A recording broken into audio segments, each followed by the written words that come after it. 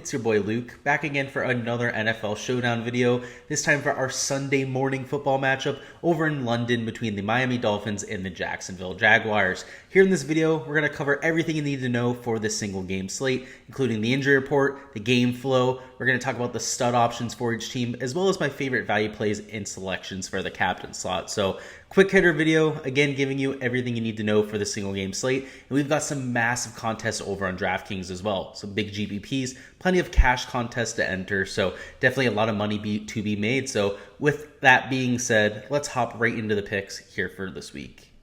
So starting off with a little bit of an injury report. For the Dolphins side of things, we have Tua back, who's activated from the IR, expected to start over Jacoby Brissett. Devontae Parker has already been rolled out. We have Preston Williams as questionable at wide receiver, and Xavier Howard already rolled out at cornerback. For the Jacksonville Jaguars, we have Brandon Lindor, their center, who's already put on IR, will not be playing. We have a bunch of defenders hurt. None of them are really key pieces. The most notable name being Miles Jack, who's already been rolled out for this game. A few other guys questionable as well, but nobody that's going to make a major impact, like I just said. In terms of a game flow, we have a relatively average game in terms of scoring, a 47-point over-under, as well as a relatively close spread, with the Dolphins being favored by 3 points here. So this isn't a game where I expect a ton of fantasy production. I'm not playing the quarterbacks in every single lineup or anything like that. But I am trying to target key pieces here, especially on the Dolphin side of things because of the injuries that they have. There's quite a bit of value that has opened up. So starting off with the Dolphins, with that being said, at number 3, we have Tua Tagovailoa. And again, while the price tag isn't great at $10,400, I'm not sure how many raw points are actually going to be scored in this game. I actually have the game total closer to 39.5, 40 points, that type of thing. So a whole touchdown less than what Vegas thinks. So as of right now, Tua might be able to do it with his rushing upside. That's why I prefer him over somebody like Trevor Lawrence. And again, while Trevor Lawrence has some rushing upside, Tua and the Dolphins are favored. So I'm trying to go to the quarterback that's on the favored team here, just because they're expected to get more of the points in this game. At number 2, we have Jalen Waddle at $7,200. So one of those guys I was talking about before that have a lot of value opened up due to Devontae Parker being out, due to Preston Williams potentially being on the bench as well. So Jalen Waddle could be the only option for Tua that he has a ton of reps with. So at 17.4% ownership right now, that is not too much for me to take. Someone you can still get leverage on right there. And I have him at a decent projection as well. So 15.7 points, going to get plenty of PPR upside as well. And at number 1, though, the guy I'm definitely leaning on in this offense is Myles Gaskin. Not only do they have a great matchup against the Jaguars, they are a bottom 3 defense against the run in the NFL. He also comes in at a good price. He's $9,400, somebody who probably should be priced over $10,000, given he hit well over 20 touches last week. Somebody who has gotten more and more momentum as the season has gone on, has gotten more confidence from the play callers over there, and has seen his fantasy production spike as a result. So definitely going to be owned. As of right now, I have him projected in 26.1% of lineups, but well worth it there at 17.1 projected points. On the Jaguars side of things, at number 3, we have Dan Arnold, who is a recent addition to this team, somebody who they went out and traded for. So at $5,600, I really like his leverage option there at just 15% owned. Also somebody who's going to get plenty of targets. We saw him get targeted 8 times last week, ended up having 7 catches, and while he didn't have many yards, he didn't end up scoring a touchdown. That was still more than enough to pay off his cheap price tag. He was closer to the minimum last week on the main slate. So here, obviously a little bit more priced up on the Showdown slate, but again, this is supposed to be a lower scoring game. I'm looking for people that not only are very good in terms of point per dollar plays, but also have relatively high floors with their PPR upside. And again, we saw 8 targets from Arnold last week, and while I don't expect him to get 8 this time around, probably closer to something at the 5 to 6 range, that would still be more than enough at his price tag.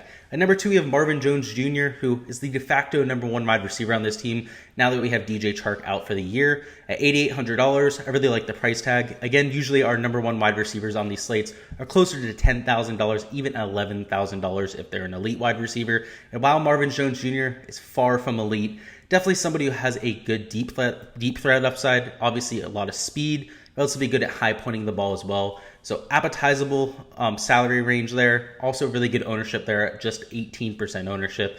And again, not somebody who's going to absolutely go out there and break a slate. He's not going to score 35, 40 fantasy points, but somebody who definitely is being used in my flex spot quite a bit. But at number one, our favorite play on the slate is the other running back. Now, on the Jaguar side of things, I think there's going to be a ton of touches with these two running backs in this game. So even at $11,600, I'm going to have plenty of them in my player pool. As of right now, expected for quite a bit of ownership. Going to be the most chalky play on the slate, at least as of right now, outside the quarterbacks, at 24.7% ownership. But that's well warranted. Somebody who nearly cracks the 20-point projection mark here. He's gotten nearly 20 carries in every single game. He's gotten plenty of targets out of the backfield. And while we didn't see a ton of targets last game out of the backfield, a lot of that came down to the game script. It just wasn't a situation where Robinson was being utilized very much when they were playing from behind. So expect that to change a little bit this time around against a weaker Dolphins team. Quickly, before we hop into my value plays, just wanted to let you know about my Patreon projections page. On there, you guys can get my projections for every player on this week. So not just for our Sunday morning football, for all the showdown slates, for the main slate as well.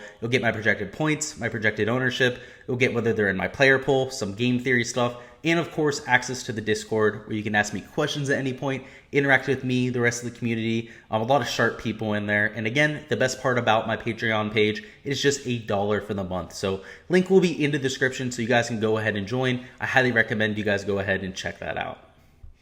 And now getting into our value plays. At number 3, we have Carlos Hyde, who at $1,600 is at least going to get 7 or 8 touches for this Jacksonville offense. Obviously, James Robinson going to be the bell cow back for this team. And as the year has gone on, Carlos Hyde has gotten less and less touches. But just take a look at week 1 to see exactly the kind of potential that he has. In week 1, had a ton of momentum running the ball. They ended up riding the hot hand, and he had well over 10 touches for well over 15 fantasy points. So Carlos Hyde, somebody who, again, we haven't seen much production since then, but I wouldn't be surprised if he went out there, was productive on his 7 or 8 touches, and put up nearly 9 fantasy points. And if he were able to go out and do that, that would be more than enough upside for him to pay off that price tag. And at number 2, we have Tavon Austin at $2,600, so a little bit more expensive, but somebody who is going to be filling in for a lot of the injuries that this team has in Jacksonville. Obviously, DJ Chark out for the year. Tavon Austin saw 5 targets last week, ended up catching all 5 targets. And while he didn't have a ton of yardage, typically you'd expect him to have quite a bit of yardage because he's a deep play threat, somebody who has a ton of speed, wasn't necessarily able to convert. So right now, have him projected for 8.2 points. Have him projected for just over 8% ownership as well. So not only do I like the ownership numbers there, not only do I like the fact that he's a little bit sneaky, obviously fairly high upside as well. Can take a 5-yard catch, turn it into an 80-yard touchdown on any play. So I'd like that kind of upside from somebody who's filling in for DJ Chark out for the year. But at number 1, we have Albert Wilson going to be starting for this Dolphins team at wide receiver. Best part, he's only $800. So obviously not going to have Devontae Parker for this game. So Albert Wilson was already going to be the number 3 wide receiver.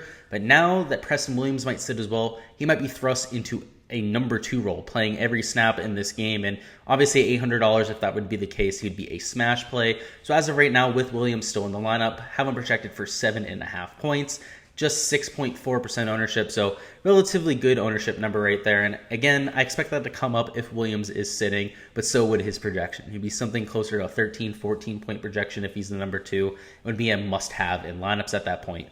And now for our captain selections. At number 3, we have Marvin Jones Jr. Again, he's the number 1 wide receiver for this Jaguars team with Chark out for the year. And at just $13,200, you could do a whole lot worse for a team's number 1 at the captain slot. So right now projected for 12% ownership, which I think is fair. I'm going to probably have him about 20-25% of my lineups and just over a 25-point projection. Don't hate going there. Again, anytime you have the number 1 wide receiver, you can play him at captain at a relatively good price. It's going to be an advantageous situation.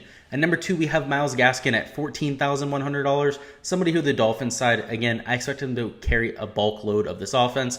Not only is Tua returning from injury, you also have an offense that's going against one of the worst defenses against the run in the NFL. So they've been relatively productive on the ground, especially so last week with Gaskin. So I expect them to try and continue that momentum against a team that allows a lot of production as well. So you can see projected for 14.2% ownership at captain. Again, I think that's fair. I'm still going to have leverage on him over the field and projected for, again, just over 25 fantasy points. But at number 1, our best captain play on the slate, somebody who's nearly a 30-point projection at that slot, obviously comes with a hefty price tag of $17,400. Also going to be the chalk option there, but over 20% ownership at captain, but again, well warranted. You've seen him get well over 20 carries in most of these games.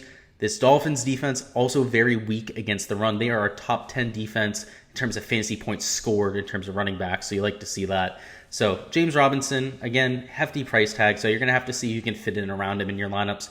Might not really recommend him for cash as a result. Kind of hinders the rest of your lineup, but in GPPs, obviously has smash play upside, 30, 35 point per upside, and that is more than enough to have him at my captain slot. That's all I've got for this Sunday morning picks, guys. Go ahead and let me know down in the comments who you've got as your favorite captain play. Obviously for me, I'm going to James Robinson in a majority of my captain slots, but maybe it's somebody I talked about, maybe it's somebody I'm not even considering at captain, but love to hear from you guys so we can get some debate going down in the comments.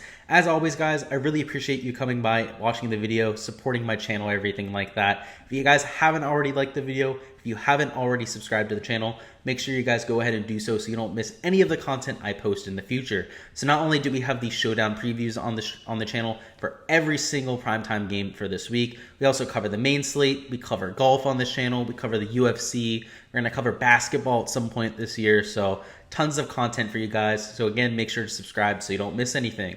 Tomorrow morning, we're going to have our live stream at 11:30 a.m. Eastern Time. It's going to be for all your main slate content. We're going to cover any injuries. We're going to cover my player pool. We'll go game by game, talking about the game flows that I expect, so on and so forth. So make sure you guys stop on by. Again, that'll be at 11:30 a.m. Eastern Time to get all of that last second information. So until then, good luck with all of your lineups for this weekend, and peace.